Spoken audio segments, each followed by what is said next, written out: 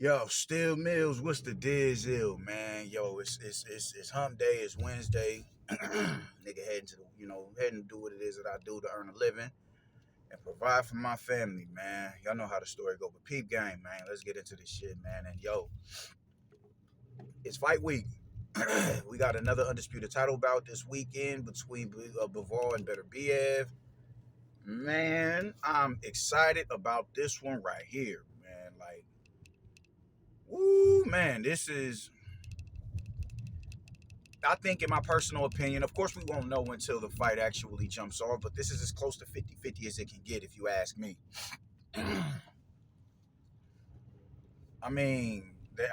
Sheesh, man. They both check boxes that the other ones don't have, and what they don't check the boxes in, you dig? They're efficient enough in whatever it is that they're efficient enough, even though they at a deficit in comparison to the other fighter, man. So where Better Biev is a lot more aggressive and better at fighting on the front foot and applying pressure, calculated pressure. Bivol starting to get very, very spiteful in his in his approach into fighting as well. Not fight as well, but it's not like he don't have stoppages or whatever, man. But since the Zerto fight, where he has to come in, where he has to take a step in behind the jab, he's been a lot more efficient in that, in recent history, man. And where Bivol is a lot more immaculate on his back foot and walking you into shots, and what I'm saying, working at distance and setting traps and everything. Beterbiev has that in his repertoire and his arsenal as well. He can walk you into. He showed that he can switch it up if the pressure is a little too much for him, and it's not necessarily overwhelming him, but just for the time being, just catches him off guard. He knows how to. All right, cool. Let me lay back and set you. Walk you into a trap, man. So they're both really well-rounded fighters. Really well-rounded fighters, man. So y'all know I'm a nigga who gets straight to the point, no chaser and none of that shit, man. I don't have the punchlines and everything set up, man. I'm about to come right out and say it, man. I got Beterbiev winning this fight, man. And how I see it happening, I see Bivol hitting the canvas for the first time in his career, and I see Beterbiev going to the scorecards for the first time in his career, man. The thing is, you can't ignore 20 fights and 20 KOs. And it's not like that this dude is just going out there and knocking down anybody, man. He's knocked out champions, knocked out Vosdick, knocked out Marcus Brown. You dig? He's literally knocked out Joe Smith Jr. He's literally knocked everybody the fuck out. 100% KO ratio, bro. That is ridiculous. That is ridiculous. And it's just like, it's hard. It's hard for me to look at this dude and see and not say, yo, how do you not knock somebody out or come dangerously close to knocking somebody out when you've done it for 20 for 20 fights? Both of these dudes are well-schooled amateurs. You dig? They I think it's 600 fights, amateur bouts between the two of them. Both Russian fighters, Eastern European fighters. You dig? Well, I mean, Bivol I think he's Korean, but he's Russian born. He's Russian born, but he's Korean through his mother. His Asiatic features stand out far more. When you look at Bivol, yeah, that's an Asian man. That's an Asian man. We see it. We see it clear as day. But both of these dudes are Russian born, so they come for that that Eastern Bloc European style of fighting, and it's just real effective. And either it's overly technical or it's overly savage, and that right there is what makes this such a compelling fight, man. But when you look at Beterbiev, I just think when you go in there with Beterbiev, it's just, how do you stay away from him for 12 rounds? How do you stay away from him for 12 rounds? You dig? We got Vosdick. Vosdick was doing a spectacular job and just couldn't take it no more. By the time the 11th round came around, he's like, yo, I got it. He couldn't take it no more. I do think Bivol has the better feet as opposed to Vosdick, even though Vosdick has really good feet. Bivol has the better defense, even though Vosdick has good defense. Bivol has the better defense, you dig? I just think he could potentially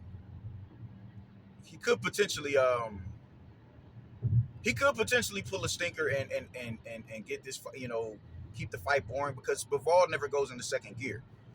And granted, he doesn't have to.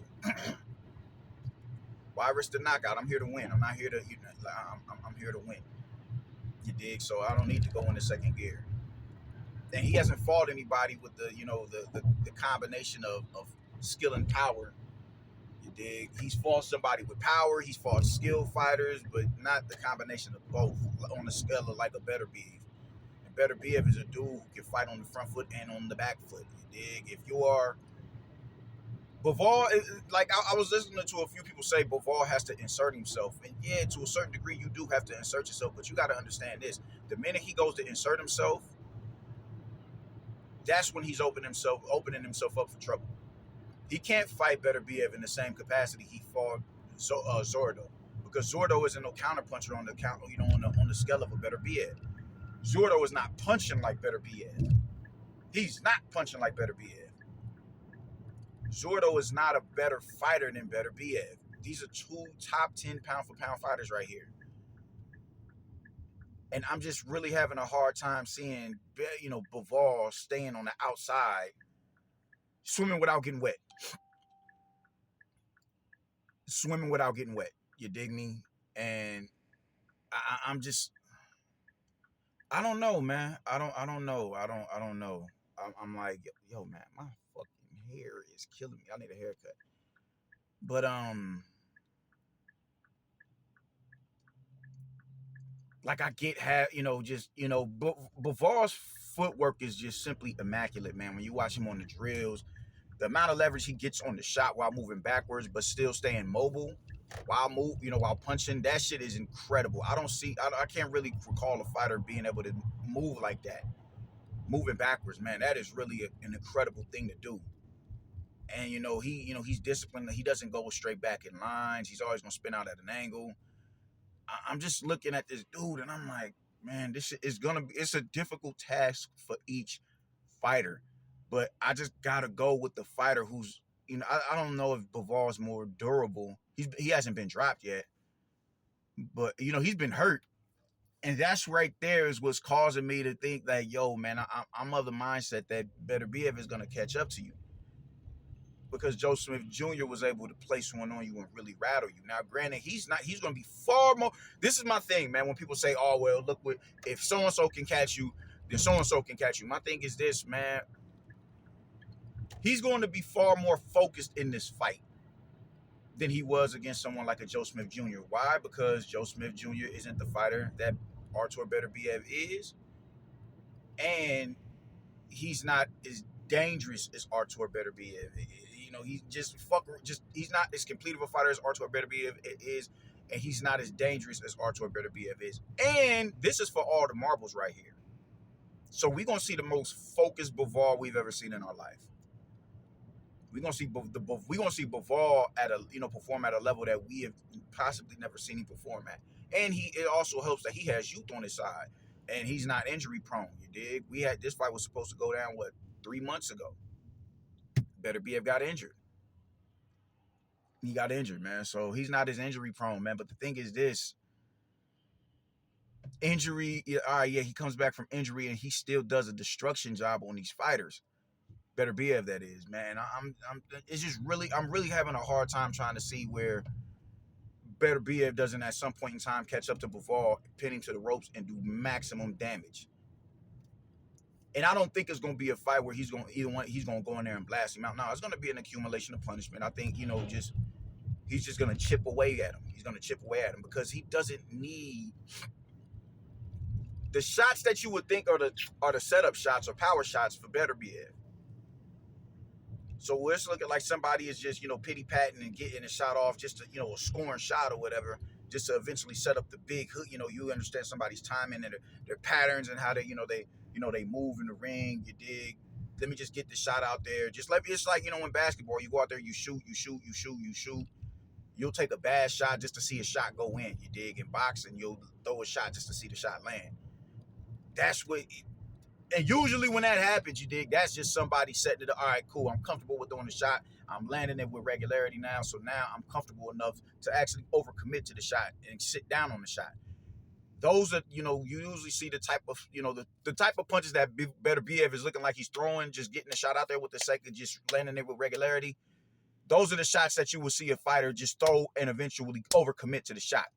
Where you look at someone like Beterbiev, those are the kill shots. Those are the kill shots, the hip fire shots that he's not looking to load up on and overcommit to. That's what makes him so fucking dangerous, because he doesn't need maximum leverage on a shot to get you up out of there.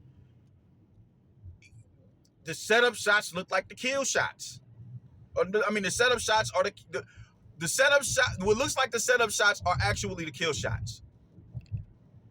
And that's what I'm seeing when it comes to Bivol, man. Because I think Bivol, the feet, his foot movement eventually it might catch up to him because of the punishment that Beterbiev is putting on him. But I think Beterbiev is going to be flustered especially in the middle rounds in this fight, because Bivol is an immaculate back foot fighter, bro. Like this is really a hard fight for me to commit to when it comes to Beterbiev, man. It really is, because I can't see this going either way.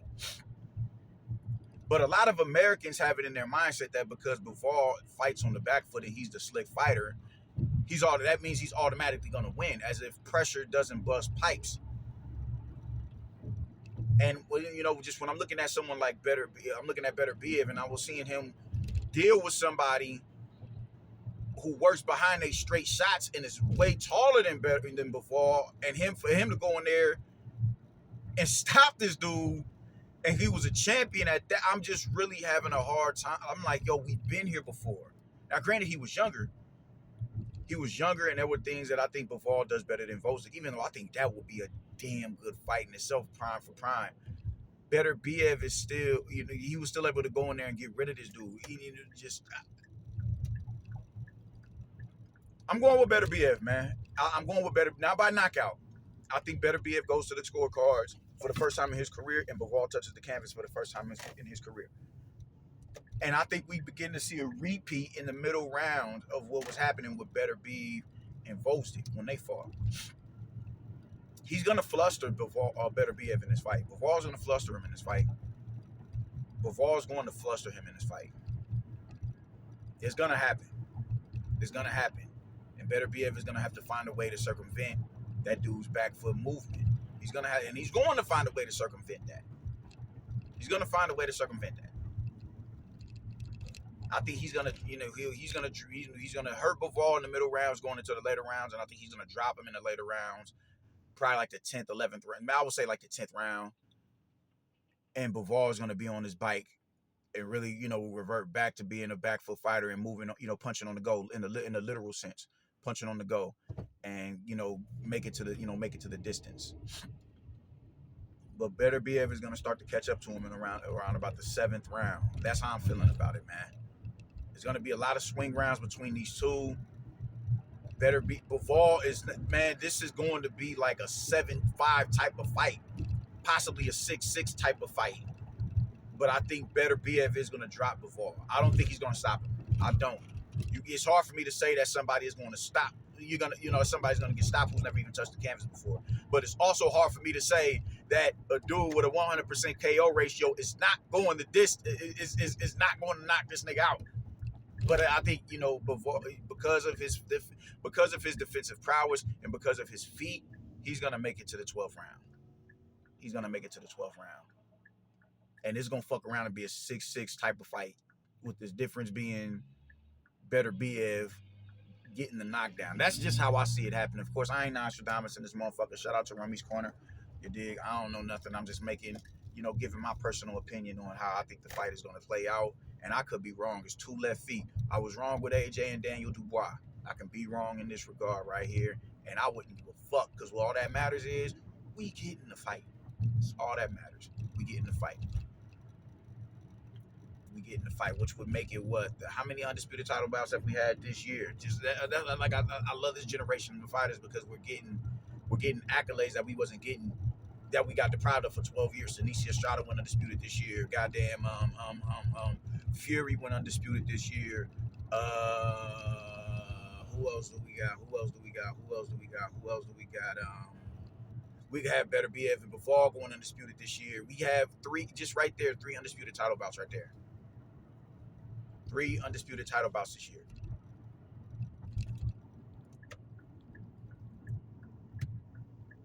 Let's fucking go. Let's fucking go. Let's fucking go. So I'm happy. I'm overjoyed. You dig?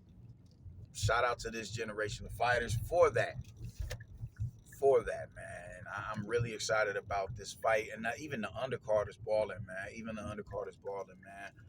Wardley and Frazier, bro. The rematch, man. Listen, this is a good weekend for boxing, man. I'm overjoyed about it. Shit is up, man. It's lit, man. Shout out to boxing, the greatest sport in the world. Ooh, shit. Shout out to the sport. Shout out to boxing, the greatest sport in the world, man. And I can't wait to get it. And that's all I pretty much got to say about it, man. Beterbiev by split decision, no majority, unanimous decision. Deuces.